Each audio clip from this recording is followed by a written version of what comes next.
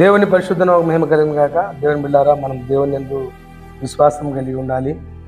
ఎందుకంటే దేవుని యొక్క వాక్యం సెలవిస్తూ ఉంది. హెబ్రీయులకు రాసిన పత్రిక 11వ అధ్యాయము 6వ వచనంలో, విశ్వాసం లేకుండా దేవునికి ఇష్టడై ఉండుట అసాధ్యమని దేవుని యొక్క లేఖనంలో రాయబడింది. దేవుని బిడ్డారా, విశ్వాసం లేకుండా దేవునికి ఇష్టడై ఉండుట అసాధ్యం. ఎందుకంటే దేవుని యొక్క వాక్యంలో రాయబడిన రీతిగా ఆయనందు మనం విశ్వాసం ఉంచాలి. ఎందుకంటే ఆయన విశ్వాసం ఉంచితే దేవుడు మన పట్ల గొప్ప కార్యం చేస్తాడు. ఎందుకంటే విశ్వాసం అనేది చాలా గొప్పది. హెబ్రీయులకు రాసిన పత్రిక 11వ అధ్యాయం 1వ వచనంలో విశ్వాసం అంటే ఏంటిదో కూడా రాయబడింది. విశ్వాసం అన్నది నిరీక్షింపబడి వాటి యొక్క నిజ స్వరూపమును అదృశ్యమైనవి ఉన్నవన్నట్టు రుజువునై ఉన్నది. ఈరోజు నీ దగ్గర ఏమీ లేకపోవచ్చు.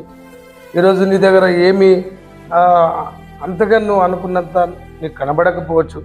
కానీ దేవుడు నీ కోసం దాచి ఉంచిన మేలు ఎంతో గొప్పవి.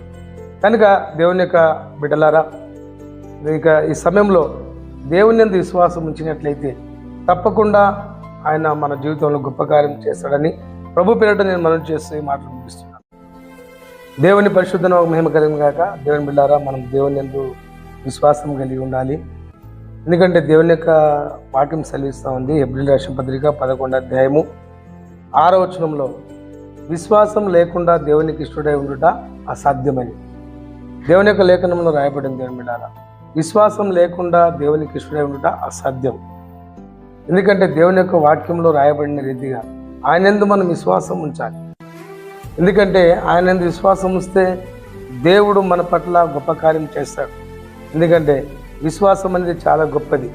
హెబ్రీయులకు రాసిన పత్రిక 11వ అధ్యాయం 1వ వచనంలో విశ్వాసం అంటే ఏంటిదో కూడా రాయబడింది. విశ్వాసం అన్నది నిరీక్షింపబడి వాటి యొక్క నిజ స్వరూపమును అదృశ్యమైనవి ఉన్నవన్నట్టు రుజువునై ఉన్నది. ఈరోజు నీ దగ్గర ఏమీ లేకపోవచ్చు. ఈరోజు నీ దగ్గర ఏమీ అంతగా నువ్వు అనుకున్నంత నీకు కనబడకపోవచ్చు. కానీ దేవుడు నీ కోసం దాచి ఉంచిన మేలు ఎంతో గొప్పవి.